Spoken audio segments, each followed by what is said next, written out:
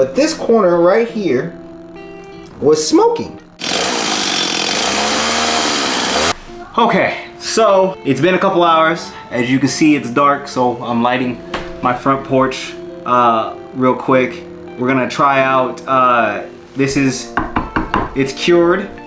I'd say it took about 4 hours to do. So I'm gonna run the sander over it at 80 grit and see how it goes.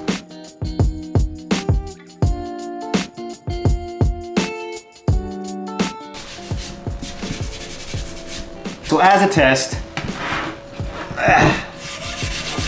it's sanded, right? We've been able to sand it. Oh, look at that, here's the other side. We'll have to sand this down too. It's flat, right? But, ow, I don't know how this is gonna go completely. So, what I'm gonna do is, probably should have my mask on, to be honest, but I'll do that in a bit. I'm gonna test out with what basically I would finish sanding it with. So I'm gonna finish sanding it with that 120 grit. I went to the store since they already go buy new sandpaper anyway for the 80 grit. I just went ahead and just grabbed this too. Now, before you ask, Brandon, you don't know anything about sandpaper. You're right, I don't. So I called Zach and just asked him. Because let's be real here. I don't know nothing about nothing. Couldn't tell you a thing about a thing when it comes to any of this. So let's give this a shot and see what this looks like and go from there.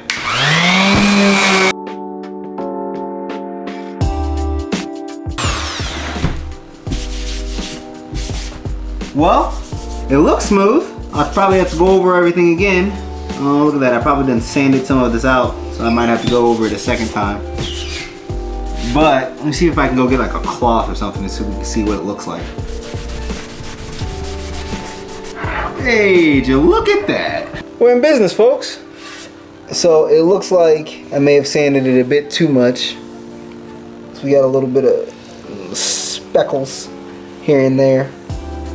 I have to call Zach in the morning and figure out. I'll say, I don't think you're gonna be able to see this. Oh, yeah, you should be able to see. Yeah, you see that.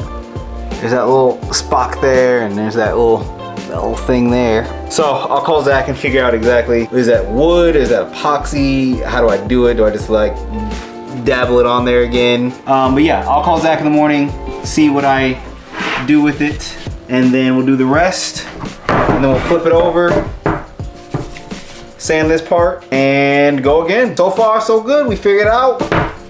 And see, it bled through because so that hole that we had on the other side, when I kept on saying it kept pouring down into there, this is where it was going. Luckily, it wasn't, it stopped, so it didn't go too far, so it bled through, but it didn't like bleed out. But that's okay because, I don't know if you can see it, it's all filled in on this side as well. So we're good. Filled in a couple of these knots.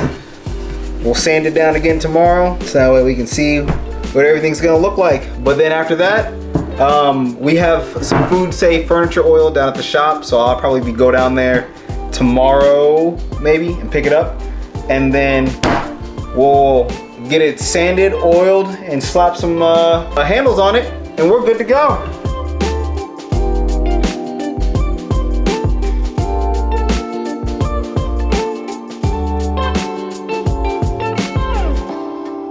I didn't even have to call Zach. I forgot. Starbond. Those little dots that we got down here. I'll use Starbond on that. We actually have that over at the shop. I'll go over there and basically just fill it in. It's just like basically it's like super glue, kinda. And I'll just put it in and then sand over it, and then that's that. It's for the most part it's done. I'll have to pick up some Starbond over at the shop, and then I'll have to get the furniture oil, but that's it. It's done. So now we're moving on to the next slab, or the next, board.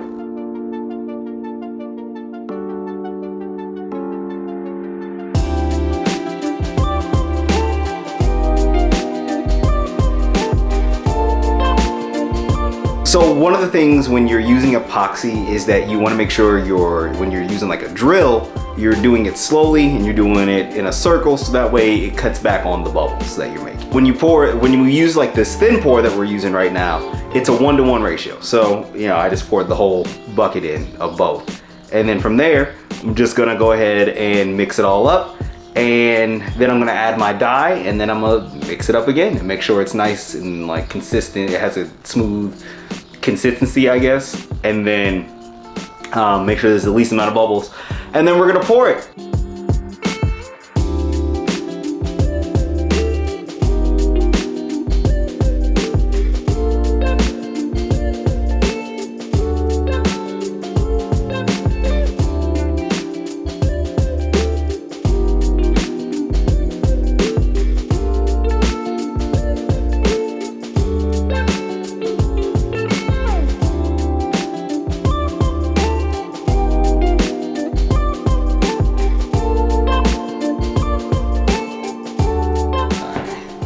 Okay guys, so I don't know if you can see this, but I brought it inside the house so that way I could get it to cure.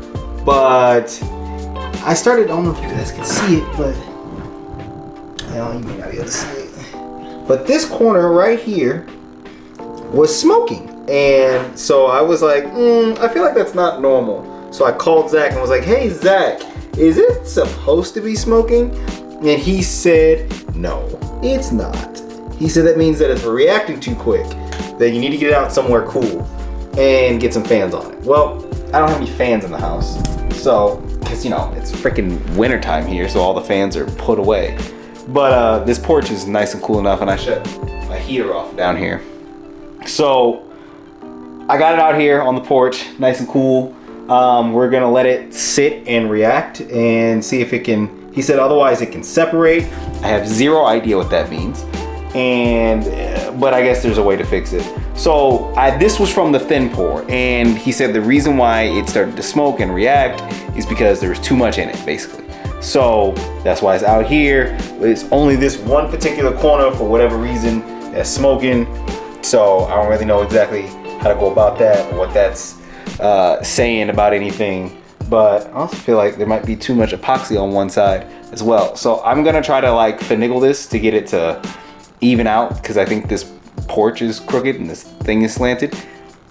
And then I will update you with what happens. So fun fact, when you're using the thin pour epoxy, I don't know, I thought this wasn't that bad. I thought it was like 1.5 inches maybe. Nah, this probably stay closer to 1 inch. Maybe this is higher than I thought. Maybe this is 2 inches. I didn't really measure it to find out, but maybe that's what's going on. So next time I'll probably use the deep pour epoxy so that way I don't have this problem.